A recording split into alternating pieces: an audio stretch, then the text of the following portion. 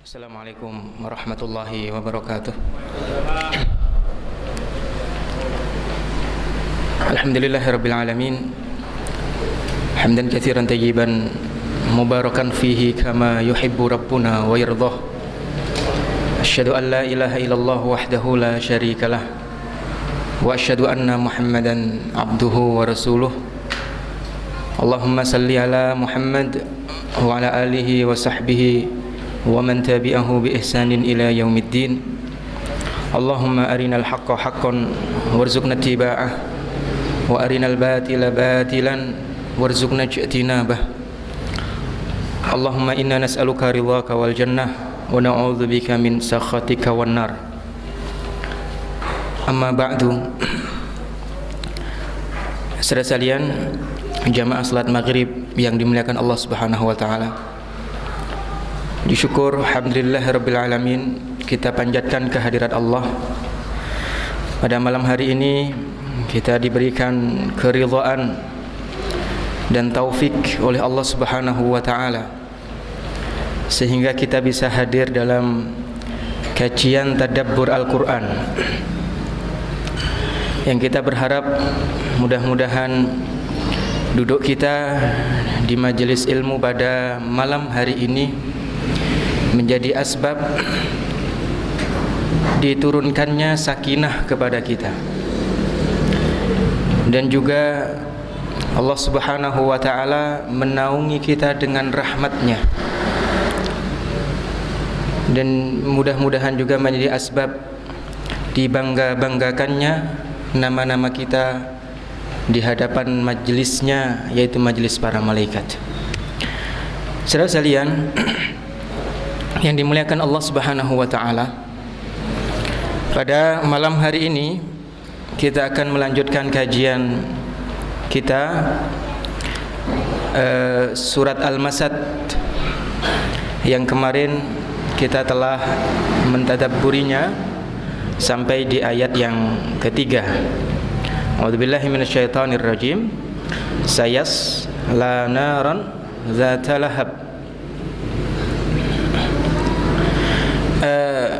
Dia Abu Lahab akan dilempar ke dalam api yang menyala-nyala. Dan pada malam hari ini insyaallah kita akan membahas ayat yang keempat dan kelima yang berbicara tentang istrinya Abu Lahab. Wa imra'atuhu hammalatal hatab, dan istrinya si pembawa kayu bakar, fi jidha hablum mim masad, di lehernya dikalungkan tali yang terbuat dari serabut. Saudara sekalian yang dimuliakan Allah Subhanahu wa taala, dua ayat ini yang insyaallah akan kita tadabburi dan kita ambil pelajarannya. Setelah itu insyaallah akan kita lanjutkan pada surat berikutnya, yaitu surat At-Takwir, surat yang ketujuh. Saudaraku sekalian yang dimuliakan Allah Subhanahu wa taala, pada ayat yang ketiga, pada ayat yang keempat, Allah Subhanahu wa taala mulai berkisah tentang istrinya Abu Lahab. Wa imra'atuhu hammalatal hatab, dan istrinya si pembawa kayu bakar. Istrinya di sini sebagaimana di muqaddimah saya sampaikan, namanya adalah Arwa binti Harb, atau panggilannya adalah Ummu Jamil, sepupunya saudara kandungnya Abu Sufyan radhiyallahu anhu. Pada ayat ini Allah Subhanahu wa taala menyampaikan bahwa istrinya Abu Lahab yang juga sangat memusuhi Rasulullah Muhammad sallallahu alaihi wasallam, yang menghina Rasulullah Muhammad sallallahu alaihi wasallam dengan syairnya. Dan kita mengetahui bahwa penghinaan dengan syair itu lebih menyakitkan, sangat menyakitkan sekali. Rasulullah sallallahu alaihi wasallam ketika menaklukkan kota Mekah pada tahun ke-8 Hijriah, itu pernah menghalalkan darah seorang penyair, Pak. Namanya adalah Ka'ab bin Zuhair bin Abi Sulma. Itu ketika Rasulullah SAW memberikan pengampunan kepada masyarakat musyrikin yang ada di Mekah. Idhabu fa antumut tulaqa. Pergilah kalian, sekarang kalian bebas. Makanya nanti orang-orang Mekah pada simpatik terhadap Nabi dan mereka berbondong-bondong masuk Islam. Karena mereka ketika Mekah dibuka oleh Rasulullah, ditaklukkan oleh Rasulullah dan pasukan Madinah, mereka menduga bahwa mereka akan dibinasakan, akan dibunuh semuanya. Begitu mereka dikumpulkan oleh Rasulullah SAW, ditanya, tahukah kalian apa yang akan aku lakukan kepada kalian saat ini? Maka mereka mengatakan dan memuji Nabi SAW, dan Nabi menjawab, idhabu, sekarang silahkan kalian pergi, fa antumut tulaqa, kalian merdeka. Akan tetapi ketika Rasulullah SAW membebaskan orang-orang Mekah yang memusuhinya, tapi Rasulullah SAW masih menghalalkan darah salah seorang penyair hari itu yang namanya adalah Ka'ab bin Zuhair bin Abi Sulma. Rasulullah halalkan darahnya, bahwa halalkan darahnya artinya boleh untuk dibunuh, ya. Karena Ka'ab bin Zuhair bin Abi Sulma ini mencaci maki Nabi dengan menggunakan syairnya. Ya, nanti Ka'ab bin Zuhair bin Abi Sulma akhirnya dibujuk oleh saudaranya, dibujuk untuk minta maaf kepada Rasulullah, Pak, oleh saudaranya, dan pada akhirnya Ka'ab bin Zuhair bin Abi Sulma mendatangi Rasulullah Muhammad SAW, lalu memuji Nabi, meminta maaf kepada Nabi dengan menggunakan syair juga. Panjang Pak syairnya, ba'at banat su'adu, pembukaannya itu. Kemudian di antara isinya Ka'ab bin Zuhair bin Abi Sulma mengatakan, umbi'tu anna rasula aw'adani wal afu inda rasulillahi ma'mulu. Aku diberi berita gembira bahwa Nabi yang mulia memberikan janji kepadaku untuk memaafkanku, dan pemaafan itu adalah sesuatu yang paling aku harapkan dari Nabi itu, Rasulullah SAW. Kemudian beliau memuji Nabi, innar rasula la sayfun yustadha'u bihi muhannadun min suyufillahil maslulu. Sesungguhnya Rasul Nabi Muhammad SAW la sayfun, itu betul-betul seperti pedang, yustadha'u bihi, ya, yustadha'u bihi yang sangat mengkilap sekali cahayanya. Muhannadun, itu pedang terbuat dari India. Pedang yang paling bagus hari itu disebut pedang India, Pak. Min suyufillahi maslulu, dan beliau Rasulullah adalah pedang dari pedang-pedang Allah yang terhunus. Dipuji keberaniannya, dipuji ketangguhannya Rasulullah SAW, sampai pada akhirnya begitu Ka'ab bin Zuhair bin Abi Sulma selesai membacakan syair pujiannya dan permintaan maafnya kepada Rasulullah Muhammad SAW, Rasulullah SAW melebas purdahnya, melepas sorbannya dan mengalungkannya kepada Ka'ab bin Zuhair bin Abi Sulma. Kita melihat sifat pemaaf yang luar biasa dalam diri Nabi Muhammad SAW. Dan yang ini saya sampaikan satu, bahwa Rasulullah SAW ketika memaafkan orang-orang Mekah saat membuka Mekah, tapi masih tetap menghalalkan darahnya Ka'ab bin Zuhair bin Abi Sulma, karena Ka'ab bin Zuhair bin Abi Sulma memusuhi Nabi dengan lisannya yang tajam, dengan syair-syairnya. Begitu juga dengan Ummu Jamil, istrinya Abu Lahab, memusuhi Rasulullah SAW bukan dengan fisiknya saja, akan tetapi juga lewat gubahan-gubahan syairnya. Ya, lewat gubahan-gubahan syairnya dia mengatakan, mudhammaman qalaina wa dinahu abaina wa hukmahu asaina. Mengatakan mudhammaman qalaina, dia ini adalah laki-laki yang hina yang kami tinggalkan.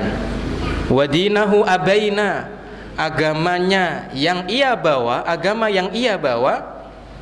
abaina itu enggan untuk kami ikuti. wa hukmahu asaina, dan hukum keputusan yang dibuatnya itu senantiasa tidak kami taati. Dan juga ejekan-ejekan yang lain yang diberikan oleh Ummu Jamil kepada Rasulullah SAW, sehingga Allah Subhanahu wa taala menurunkan ayat yang membalas, mengancam Ummu Jamil, ya, bahwa dia akan dikalungkan tali yang terbuat dari serabut yang dipintal. Saudaraku sekalian yang dimuliakan Allah Subhanahu wa taala, pada ayat yang keempat, wa mra'atuhu hammalatal hatab, dan istrinya si pembawa kayu bakar, kita akan mentadabburi kata hammalatul hatab, pembawa kayu bakar, ya, yaitu adalah Ummu Jamil. Apa makna pembawa kayu bakar? Saudara sekalian yang dimuliakan Allah Subhanahu wa taala, Ibnu Jarir At-Tabari meriwayatkan dari Dhahhak mengatakan bahwa istrinya si pembawa kayu bakar, maknanya adalah annaha kanat tahmilu hazamatan minasyauk fatansuruha bil-lail fi tariqi Rasulillah sallallahu alaihi wasallam. Jadi Ibnu Jarir memberikan makna yang hakiki terhadap kata hammalatul hatab, si pembawa kayu bakar. Mengapa?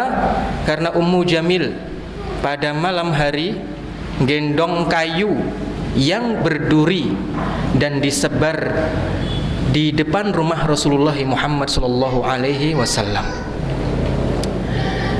Dan ini adalah merupakan hal yang tidak biasa, Pak. Mengapa saya sebut hal yang tidak biasa? Karena Ummu Jamil, ya, Ummu Jamil istrinya Abu Lahab itu adalah bangsawan, dan gendong kayu, gitu ya, Pak, membawa kayu itu termasuk profesi yang rendah hari itu. Profesi yang rendah hari itu. Akan tetapi saudaraku sekalian yang dimuliakan Allah Subhanahu wa taala, Ummu Jamil saking besarnya permusuhannya terhadap Nabi sallallahu alaihi wasallam, dia tidak menyuruh budaknya atau orang lain untuk mengangkut kayu itu, tapi dia sendiri yang melakukannya. Padahal gendong kayu itu, Pak, ya, gendong kayu, mohon maaf, ya, pekerjaan mencari kayu bakar pada hari itu termasuk pekerjaan yang dianggap rendah. Bukan hina, bukan, karena tidak ada pekerjaan yang halal yang hina, tidak ada. Tapi dianggap sebagai pekerjaan rendahan, Pak. Sebagaimana Rasulullah SAW menyampaikan, daripada kalian mengemis, kurang lebih maknanya, daripada kalian mengemis, lebih baik kalian keluar ke hutan untuk mencari kayu bakar. Artinya itu pekerjaan rendahan. Tapi Ummu Jamil, ya, dia lakukan sendiri, Pak, ngangkut kayu bakar yang berduri, gitu ya, itu dibawa sendiri, digendong sendiri. Padahal tidak pantas, Pak, seorang bangsawan, namanya bangsawan, bawa tas saja kadang dibawakan asistennya, iya tak? Jalan berlenggang, yang bawain apa-apa asistennya, orang bangsawan, orang kaya, ya. Tapi ini yang dibawa bukan tas. Kalau wanita bangsawan bawa tas aja masih pantas, Pak, pantas bawa tas, ya. Ini yang dibawa bukan tas, yang dibawa bukan perhiasan, tapi yang dibawa adalah kayu bakar. Dia bawa sendiri, dan tidak dia perintahkan budaknya atau pembantunya untuk membawakannya, tidak, tapi dia bawa sendiri. Dan ini menunjukkan syiddatu adawatiha li Rasulillah Muhammad sallallahu alaihi wasallam, besarnya permusuhannya terhadap Nabi Muhammad sallallahu alaihi wasallam. Itu makna pertama, si pembawa kayu bakar. Yang kedua, makna si pembawa kayu bakar ini adalah makna majaz, makna kiasan, Pak. bukan makna sesungguhnya. Istrinya si pembawa kayu bakar, ada ulama tafsir yang mengatakan bahwa ini maknanya adalah kiasan saja. Ya. Istrinya Abu Lahab dikiaskan dengan wanita yang membawa kayu bakar. Kiasan dalam hal apa? Ya, kiasan dalam hal apa? Dikatakan bahwa innaha kanat tamshi bin namimah. Sesungguhnya istrinya Abu Lahab itu suka berjalan, dagangannya adalah adu domba. Lihat Pak, Arwa Ummu Jamil itu suka jalan Pak, ya, ke tetangganya, kemudian ke saudaranya, ke teman-temannya, kemana-mana, dan dagangannya adalah ghibah. Tahu ghibah? Gosip, namimah, ngadu-ngadu. Makanya orang seperti Ummu Jamil ke sana, ya, menyulut emosinya orang sana untuk memarahi sini. Begitu ke sini, menyulut emosinya orang sini untuk benci ke sana. Ke tempat lain, menyulut emosinya orang di tempat itu untuk membenci tempat lain, dan lain sebagainya. Kalau yang dilakukan oleh Ummu Jamil, mengadu domba masyarakat Arab untuk membenci Rasulullah SAW dan pengikut-pengikutnya. Ke sana yang dijual, ya, aibnya Rasulullah Muhammad SAW. Ke sana yang disulut emosi orang sana untuk benci Nabi. Ke sana, ya, dinyalakan api kemarahan masyarakat sana untuk membenci Nabi dan lain sebagainya. Karena pekerjaannya begitu, maka Al-Quran memberikan label kepada Ummu Jamil sebagai si pembawa kayu bakar. Kenapa si pembawa kayu bakar? Karena orang yang membawa kayu bakar, di sana dibakar, pindah lagi ke sana kayunya dibakar, pindah lagi ke sana kayunya dibakar. Dan si pembawa kayu bakar ini Pak, kalau di kita hari ini bahasanya adalah kompor. Ya, tahu kompor Pak? Orang sana ngomporin, sini ngomporin, tempat lain pindah ngomporin lagi, ke tempat lain pindah ngomporin lagi. Orang yang seperti itu, ya, Quran memberikan label hammalatal hatab, ya, si pembawa kayu bakar. Karena dengan kayu bakar yang ia bawa kemana-mana, ia sulut permusuhan dan kebencian terhadap Nabi Muhammad Sallallahu Alaihi Wasallam, sehingga orang-orang yang kerjaannya ngomporin orang lain untuk membenci orang lain, ya, atau bahkan media-media yang kerjaannya menyulut api permusuhan, mengungkap aib sehingga orang-orang benci kepada orang yang aibnya diungkap, atau mengadu domba dengan memutarbalikkan fakta dan berita. Maka yang seperti itu labelnya adalah pembawa kayu bakar, gitu ya. Makanya makna si pembawa kayu bakar yang kedua adalah makna majaz, makna kiasan, untuk menggambarkan apa yang dilakukan oleh Ummu Jamil. Faham Bapak Ibu? Taib. Yang ketiga, ya, yang ketiga, makna hammalatal hatab, si pembawa kayu bakar, ya, ini kata Qatadah mengatakan karena Ummu Jamil mengejek Nabi dengan kefakiran. Jadi Ummu Jamil mengatakan mengejek Rasulullah itu adalah orang fakir, orang miskin. Ya, orang fakir, orang miskin. Dan akhirnya Allah turunkan ayat yang membalas ejekan Ummu Jamil terhadap Rasulullah.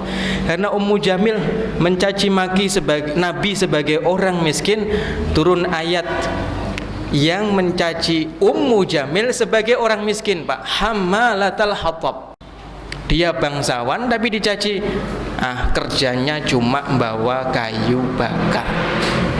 Cacian itu, Pak. Ya. Karena Ummu Jamil mencaci Rasulullah SAW dengan kemiskinan, dengan kefakiran dan sebagainya. Allah turunkan Al-Quran yang membalas cacian itu dengan mengatakan hammalatul hatab. Dia boleh bangsawan, boleh istrinya bangsawan Abu Lahab, tapi tidak lebih dia itu sama dengan pembawa kayu bakar, pencari kayu bakar, sama. Jadi maknanya adalah ejekan, cacian terhadap Ummu Jamil. Dan yang keempat, makna hammalatul hatab, saudara sekalian yang dimuliakan Allah Subhanahu wa taala, sebagaimana disampaikan oleh Sa'id bin Jubair rahimahullah, seorang tabi'in yang mulia. Sa'id bin Jubair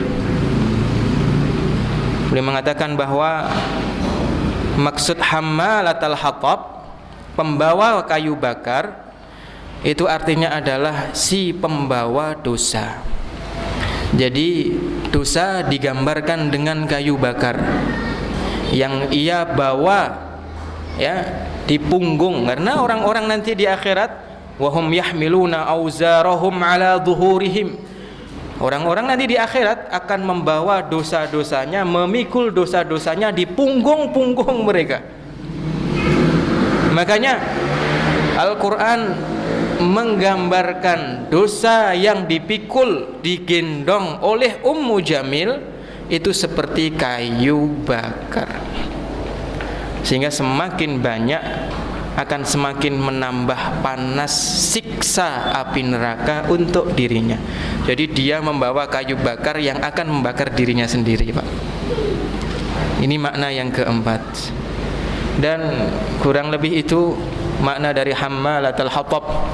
Bisa bermakna sesungguhnya bahwa Ummu Jamil memang malam hari menggendong kayu bakar sendiri yang kayu yang berduri dan disebar di depan rumah Rasulullah Muhammad SAW.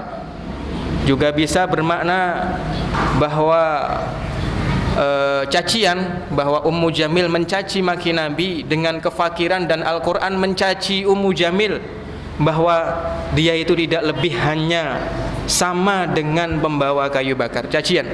Yang ketiga juga bisa bermakna bahwa kayu bakar itu menggambarkan dosa yang ia pikul, ya, yang akan menambah panasnya siksaan yang akan dia rasakan. Dan yang keempat, sebagian ulama menafsirkan bahwa maknanya adalah makna kiasan. Si pembawa kayu bakar itu artinya adalah orang yang suka ngomporin orang lain untuk membenci orang lain, ya. Baik, itu ayat yang keempat, dan kita akan melanjutkan di ayat yang kelima. Fi jidha hablum mim masad, di lehernya ada tali atau dikalungkan tali yang terbuat dari serabut yang dipintal, yang dianyam. Saudaraku sekalian yang dimuliakan Allah Subhanahu wa taala, ayat yang kelima ini, ya, ayat yang kelima ini merupakan ayat yang memberikan ancaman kepada Ummu Jamil bahwa di neraka nanti dia akan dikalungkan tali yang terbuat dari serabut yang dipintal. Juga bisa berarti cacian dan hinaan untuk Ummu Jamil. Jadi bisa berarti ancaman, bisa berarti cacian. Adapun ancaman jelas, Pak, nanti di akhirat dia akan mendapatkan itu, ya, akan dikalungkan di lehernya tali yang Urwah bin Zubair mengatakan, Urwah bin Zubair itu adalah putranya Zubair bin Awam, satu dari 10 orang yang dijamin masuk surga. Putra dari Zubair dengan Asma binti Abi Bakar, jadi cucunya Abu Bakar As-Siddiq radhiyallahu anhu, yang menimba ilmu dari Aisyah radhiyallahu anha ummul mukminin. Seorang tabi'in yang mulia, ya, seorang tabi'in yang mulia. Dan dari Urwah bin Zubair, ya, dan dari Urwah bin Zubair itu hadirlah ulama besar sekelas Imam Malik bin Anas radhiyallahu rahimahullah, ya, yang kembali kepadanya madhab Maliki. Itu salah satu dari muridnya Urwah ibn Zubair. Urwah bin Zubair mengatakan bahwa al-masad, serabut yang dipintal, yang dikalungkan di lehernya Ummu Jamil nanti di akhirat, itu adalah silsilah tuluha sab'una dhira'a, yang panjangnya, ya, itu merupakan tali seperti mata rantai yang panjangnya 70 hasta dhira'. 70 hasta, ulama berbeda pendapat dalam menentukan satu hasta itu berapa sentimeter, Pak. Ada yang mengatakan satu hasta 46 cm, ada yang mengatakan satu hasta 52 cm, ada yang mengatakan satu hasta 57 cm, ada yang mengatakan satu hasta 62 cm. Taruhlah kalau kemudian kita bulatkan satu hasta itu 50 cm, berarti setengah meter, Pak. Kalau kemudian kalungnya panjangnya adalah 70 hasta, berarti berapa, Pak? 35 meter, ya, 35 meter, betul? Insyaallah. Panjangnya 35 meter. Kalau penduduk surga, Nabi mengabarkan tingginya seperti Nabi Adam, situna dhira'a, 60 hasta. Tingginya cuma 60 hasta, Pak, tapi kalungnya berapa? Tapi 60 hasta itu untuk orang yang masuk surga, Pak. Nanti kalian di surga, tinggi kalian seperti Nabi Adam, situna dhira'a, lebar kalian sekian hasta dan sebagainya. Disebutkan di dalam hadis yang sahih. Tapi apakah tinggi 60 hasta seperti Nabi Adam? Yang dalam hadis tersebut disebutkan untuk orang yang masuk surga, jar dan mardan salathina sanah, tidak ada jenggot, tidak ada bulu, gitu ya, seperti orang yang usianya 30-an tahun, kurang lebih begitu Rasulullah SAW menggambarkan, Pak. Tingginya segitu, tidak punya jenggot dan tidak ada bulu, ya, tidak ada bulu ketiak dan sebagainya, tidak ada bulu dada dan sebagainya, ya. Kisaran usianya sekitar 30 tahun.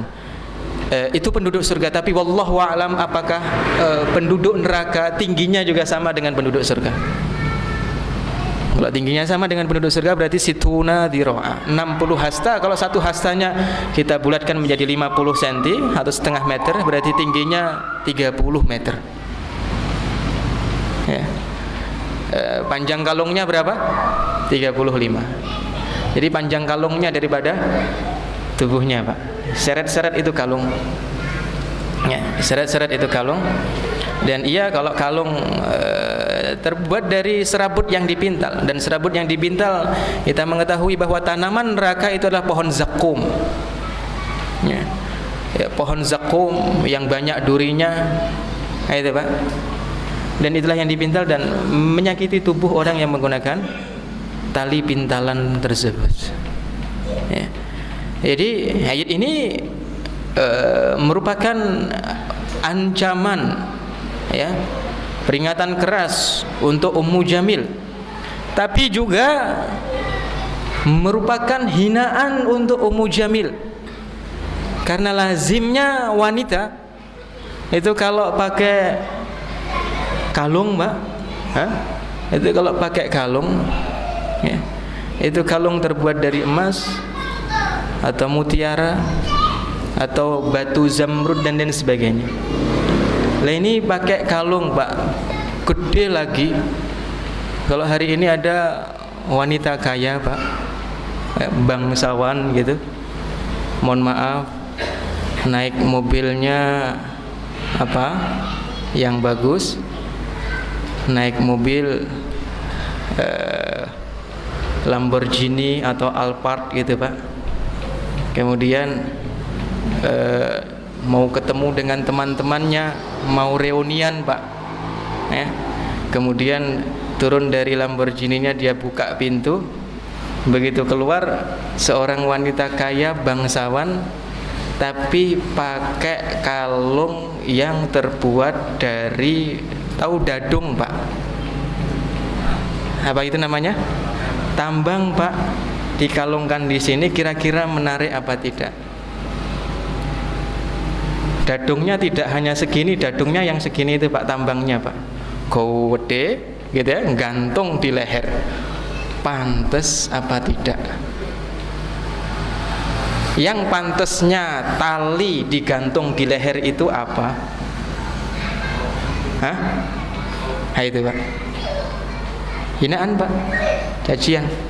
Kalung bagian dari kebanggaan wanita. Hah? Tapi Quran menyebutkan bukan kalung emas yang dikalungkan, tapi kalung yang terbuat dari tali. Yang pantas memakainya adalah binatang. Insyaallah. Jadi itulah kemudian Ummu Jamil dan Sa'id bin Musayyib. Sa'id bin Musayyib ulama besar tabi'in. Sa'id bin Musayyib ulama besar mengatakan, kanat laha qiladah faqalat fakhirah. Ummu Jamil itu punya kalung yang sangat mewah. Ummu Jamil punya kalung yang sangat mewah, ya. Yang jarang wanita Arab memiliki kalung sepertinya, Pak. Faqalat, kemudian dia mengatakan, la unfiquha fi adawati Muhammad. Kalung ini akan aku infakkan, akan aku belanjakan untuk memusuhi Muhammad Rasulullah sallallahu alaihi wasallam. Jadi dia pertaruhkan kalung kebanggaannya yang paling mewah, paling mahal, dan dia katakan kalung ini tak gunakan untuk mendanai agenda-agenda permusuhan terhadap Muhammad. Makanya Allah Subhanahu wa taala fi jidiha hablum mim masad mengatakan bahwa di lehernya akan dikalungkan tali dari serabut yang dipintal. Waliyadzubillah. Jadi begitu saudara sekalian yang dimuliakan Allah Subhanahu wa taala, kayak dengan surat Al-Masad, Abu Lahab dan istrinya, bagaimana Al-Qur'an mengkisahkan mereka berdua, bagaimana Al-Qur'an menggambarkan mereka berdua, ya. Abu Lahab dengan segala kebangsawanannya dan hartanya, kebanggaannya terhadap anak, tapi ma aghna anhu maluhu wa ma kasab, itu semuanya tidak bermanfaat untuk dirinya. Istrinya dengan segala kebanggaannya dan kebangsawanannya ternyata tidak lebihannya, ya, sama seperti kedudukan si pencari kayu bakar, ya, dan tidak lebih perhiasan yang ia pakai seperti perhiasan yang dipakai oleh binatang. Ini menghinakan orang-orang yang menghinakan Nabi dan Islam, ya. Akan tetapi saudaraku sekalian yang dimuliakan Allah Subhanahu wa taala, tapi terkait dengan masalah surat Al-Masad ini, ada satu hal yang menarik yang Masya Allah, begitu kita mentadabburinya, kita akan merasakan betapa agungnya Nabi Muhammad SAW, betapa mulianya Rasulullah Muhammad SAW. Imam Bukhari, ya, Imam Bukhari rahimahullah meriwayatkan dalam kitab sahihnya, falamma mata Abu Lahab, ketika Abu Lahab mati tahun kedua Hijriah, mati, uriya ba'du ahlihi bisyarri hibatin. Maka sebagian keluarga Abu Lahab, dalam riwayat yang lain disebutkan Abbas bin Abdul Muttalib. Abbas bin Abdul Muttalib bermimpi melihat Abu Lahab dalam bentuk yang sangat hina, sangat menyedihkan. Mimpi, Pak. Disampaikan oleh Bukhari dalam sahihnya. Faqala lahu, kemudian Abbas bin Abdul Muttalib mengatakan, ya, Abbas bin Abdul Muttalib bertanya kepada Abu Lahab dalam mimpi itu, madza laqita? Apa yang kamu temui di sana? Di sana itu di mana? Di alam kubur. Ini belum di akhirat, Pak. Akhirat masih nanti, kalau kiamat sudah terjadi. Kalau at-takwir sudah terjadi, berarti kiamat terjadi, Pak. Idza syamsu kuwirat wa idzan nujumun kadarat dan sebagainya. Tapi ini masih di alam kubur. Apa yang kamu temui di sana? Qala Abu Lahab mengatakan, lam alqa ba'dakum. Ya, setelah meninggalkan kalian atau setelah mati, aku tidak pernah merasakan istirahat sejenak pun. Lihat, Pak. Setelah meninggalkan kalian atau setelah mati, aku tidak pernah merasakan istirahat sejenak pun. Ghaira anni suqitu fi hadhihi, kecuali aku diberikan minum segini ini, ya, dikasih minum segini ini, Pak. Jadi mendekatkan antara ibu jari dengan telunjuk untuk menunjukkan sedikitnya, Pak. Aku dikasih minum segini, ya, bi'ataqati Thuwaibah al-Aslamiyah, disebabkan aku memerdekakan budakku Thuwaibah al-Aslamiyah. Abu Lahab di alam kubur disampaikan tidak merasakan istirahat sejenak pun, kecuali satu kenikmatan yang sangat sedikit, tapi itu rasanya sudah luar biasa, Pak. Ketika dia mendapatkan minum segini ini, karena di dunia pernah memerdekakan Thuwaibah al-Aslamiyah. Siapa Thuwaibah? Thuwaibah adalah wanita yang pertama kali menyusui Rasulullah Muhammad sallallahu alaihi wasallam, ya, sebelum Halimah Sa'diyah. Dan Thuwaibah ini adalah alasan mengapa dia dimerdekakan oleh Abu Lahab. Jelas bahwa Thuwaibah menunggu kelahiran Rasulullah Muhammad sallallahu alaihi wasallam. Dan begitu Rasulullah sallallahu alaihi wasallam lahir, maka Thuwaibah berlari menemui Abu Lahab majikannya dan menyampaikan berita itu. Saking bahagianya Abu Lahab bahwa Abdullah saudaranya, ya, sudah memiliki anak, walaupun saudaranya sudah meninggal dunia, Aminah, ya, sudah melahirkan keponakannya, ya, saking senangnya Abu Lahab mengatakan, kamu bebas, kamu merdeka, kepada Thuwaibah al-Aslamiyah. Jadi dimerdekakan karena senangnya mendengar berita kelahiran Rasulullah Muhammad sallallahu alaihi wasallam. Kemudian dia merdekakan Thuwaibah al-Aslamiyah.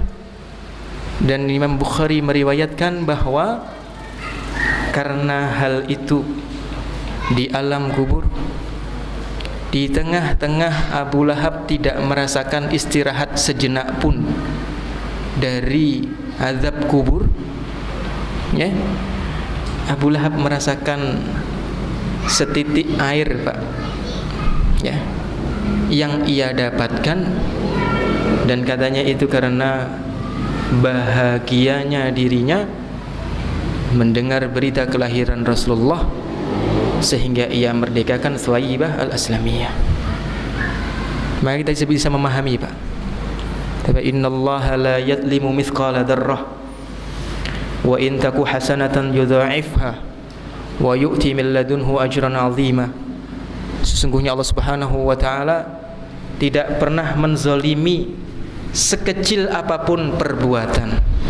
In taku hasanatan wa in taku hasanatan, yang kalau perbuatan kecil itu baik, yudha'ifha, ya, maka akan Allah lipat gandakan, wa yu'ti min ladunhu ajran 'azima, dan akan Allah balas dari sisinya dengan balasan yang besar.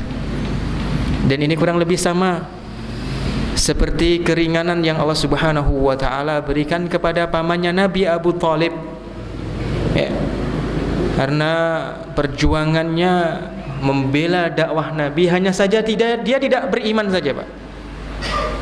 Makanya Rasulullah SAW menyampaikan bahwa nanti di neraka pamannya akan diberikan azab yang paling ringan, dan itu dengan memakaikan terompah panas sehingga mendidih ubun-ubunnya. Jadi saudara sekalian yang dimuliakan Allah Subhanahu wa taala, begitulah keadilan Allah Subhanahu wa taala. Ada Abu Lahab yang hanya karena itu, Pak. Lalu bagaimana dengan kita yang cinta kepada Nabi Muhammad sallallahu alaihi wasallam, yang siap untuk meneladani sunnah-sunnah Nabi Muhammad sallallahu alaihi wasallam, ya, yang senantiasa membaca sholawat untuk Rasulullah Muhammad sallallahu alaihi wasallam, yang senantiasa mempelajari sirahnya sallallahu alaihi wasallam. Bagaimana dengan kita, yang senantiasa menjadikan Nabi sebagai teladan dalam hidup kita? Maka betapa besar pahala yang akan didapatkan oleh orang yang cinta pada nabinya, orang yang beriktida meneladani nabinya, orang yang banyak membacakan salawat untuk nabinya. Oleh sebab itu, saudaraku sekalian yang dimuliakan Allah Subhanahu wa taala, ya, ketika surat Al-Masad berbicara tentang hinaan, ancaman dan hukuman berat yang akan diterima oleh Abu Lahab dan istrinya, akan tetapi Rasulullah, Imam Bukhari meriwayatkan dalam sahihnya bahwa di alam kubur, ya, Abu Lahab mendapatkan sedikit air di tengah-tengah azab yang tidak pernah istirahat dia rasakan. Dan itu karena bahagianya dia saat mendengar berita kelahiran Rasulullah Muhammad sallallahu alaihi wasallam. Wa ma ana bidzallamin lil abid. Allah mengatakan, aku tidak pernah menzalimi hambaku, ya. Allah tidak pernah menzalimi hamba-hambanya. Siapapun yang berbuat kebaikan, maka Allah Subhanahu wa taala akan balas kebaikan itu. Siapapun yang berbuat kezaliman, maka Allah akan balas kezaliman itu dengan balasan yang semisal. Man zalama zulima fajazaa'u sayyi'atin sayyi'atun misluha. Balasan keburukan adalah keburukan semisalnya. Kalau kita berbuat kebaikan, yudha'if, maka akan Allah lipat gandakan 10 kali lipat, bahkan lebih. Dan Allah Subhanahu wa taala akan berikan pahala yang lebih besar. Allahu a'lam bissawab. Demikian saudara sekalian yang dimuliakan Allah Subhanahu wa taala, tadabbur surat Al-Masad, dan insyaallah akan kita lanjutkan di surat yang ke-7 Allah turunkan kepada Rasulullah Muhammad sallallahu alaihi wasallam setelah surat Al-Masad, dan itu adalah surat At-Takwir. Idza syamsu kuwirat wa idzan nujumun kadarat wa idzal jibalu suyirat wa idzal 'isyaru 'attilat wa idzal wuhushu husyirat. Insyaallah akan kita bahas pada pertemuan yang akan datang. Dan Allah wa iyyakum ajma'in. Barangkali sebelum saya tutup ada pertanyaan yang ingin disampaikan, saya persilahkan. Atau sudah Isya ini, Pak? Oh, 5 menit lagi. Baik, silahkan, Pak, jika ada pertanyaan.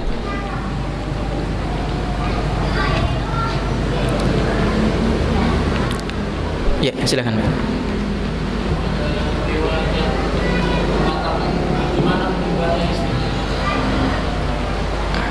Di mana? ada riwayat yang mengatakan kalau istrinya Abu Lahab itu meninggal karena apa perihal tali serapah itu. Ada nggak riwayat bagaimana dia meninggal? Meninggalnya seperti apa? Kalau Abu Lahab kan ada kisahnya ya, meninggalnya seperti apa. Wallahu a'lam. Wallahu a'lam. Saya belum mendapatkan ya, wallahu a'lam ada apa tidak riwayat tentang akhir dari perjalanan hidup Ummu Jamil istrinya Abu Lahab itu seperti apa, matinya dalam keadaan seperti apa, gitu ya. Saya belum pernah membaca dan belum pernah mendapatkan. Wallahu alam ada atau tidak riwayat tentang itu, insyaallah. Taib. Ada lagi Pak?